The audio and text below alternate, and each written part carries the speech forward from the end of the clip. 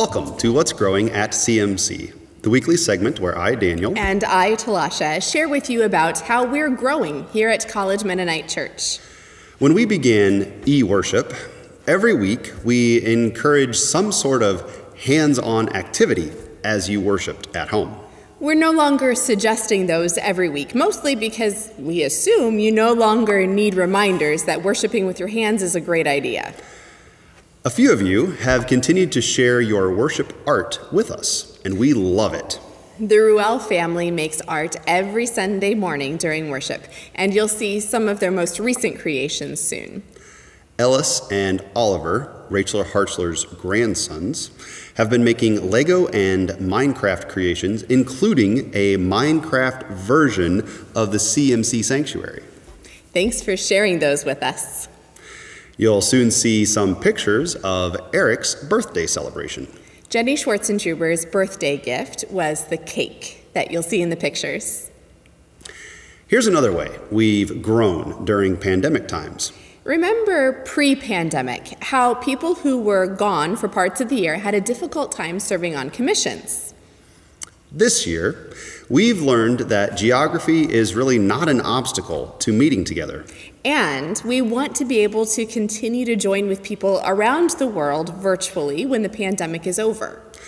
All of this led to the board decision to turn room 100, that is the room just inside the door with the big conference table, turn that room into a Zoom room. The room needed a facelift so that it could work with current technology. So, Brooks has been putting a lot of his energy lately into revamping the room. In the short term, this is going to be very helpful for families who are holding Zoom receptions following memorial services. In the long term, we envision it being used for meetings that include people who can't be here in person. Or for groups who relate with people who are far away, like David and Sophie Lapjos' support team. Most of what we do as a church these days is only possible because of Brooks Hostetler's expertise. But Brooks doesn't do it all himself. Every Sunday, he's joined in the booth by Larry, who mixes sound, and Josiah, who runs the cameras. Brooks functions as tech booth director, holding all the pieces together. And trust us, there's a lot of pieces to hold together. Well, today we had our first live stream service without Brooks since the pandemic started. Made possible by one more booth volunteer. Jackson Miller, who worked frequently in the booth before eWorship, is back with us, and he was our booth tech director today. Jackson is a sophomore in high school. As my good friend and mentor used to tell me, you are never too young to make a difference in your community. Thank you for making a difference in ours, Jackson. And a huge thanks to Josiah, a freshman in high school, who has been making a difference here in our services since summer. Guess what? Today is Valentine's Day. A day to celebrate love. It's just on this day, on a day like this, we're reminded of how different our experiences of this past year have been.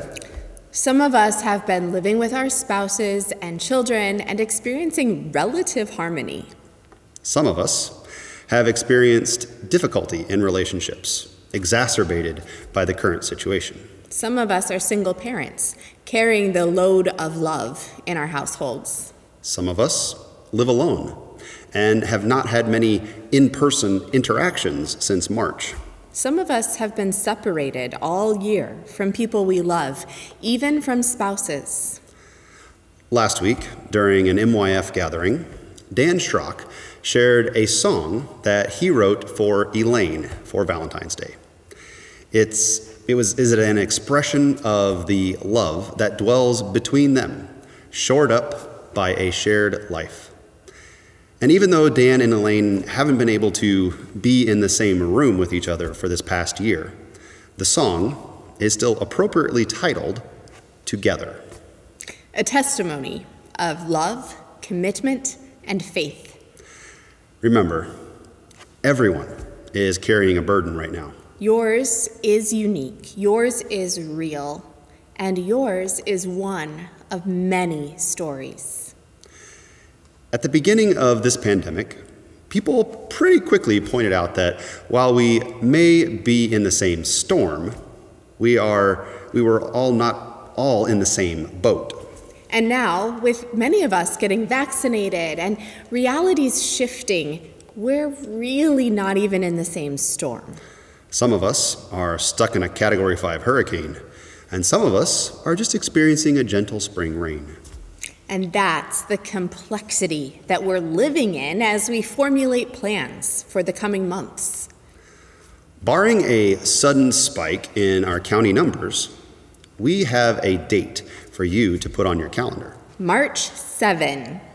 On that day, we will begin having 75 people live here in the service during worship.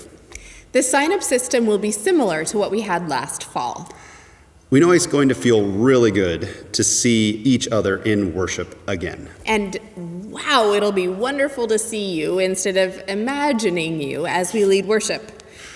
We also want to encourage you to have in-person worship parties together. For example, if a group of people is all vaccinated, why not get together on Sunday mornings to experience the worship service in one place?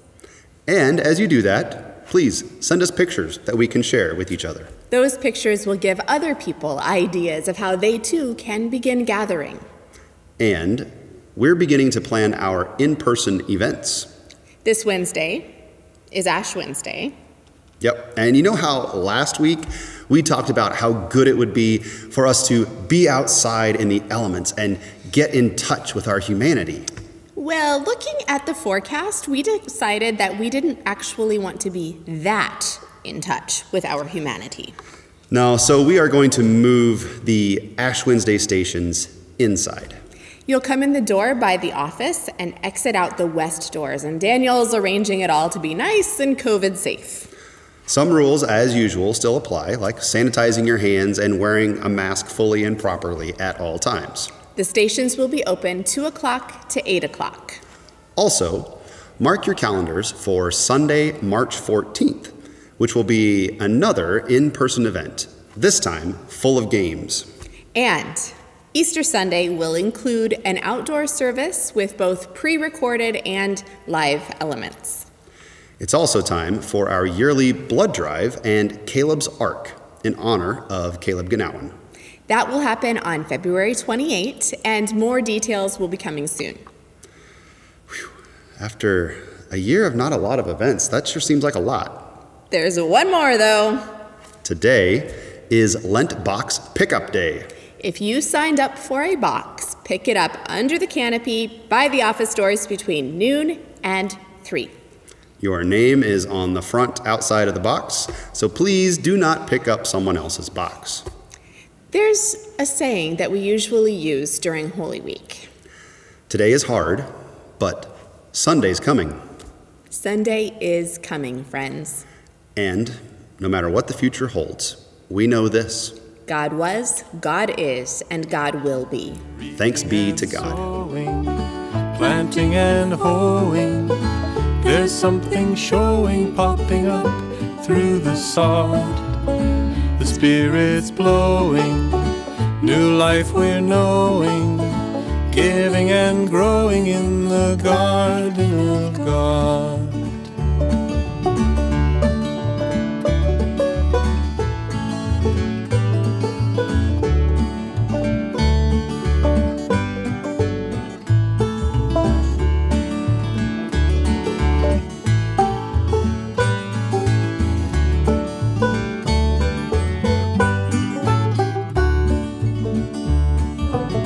Reaping and sowing, planting and hoeing, there's something showing, popping up through the sod.